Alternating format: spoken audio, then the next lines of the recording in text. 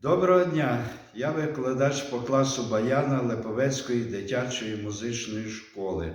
Представляю вам дует баяністів базового підрівня Телюх Артем, другий рік навчання, і Петренко Поліна, третій рік навчання.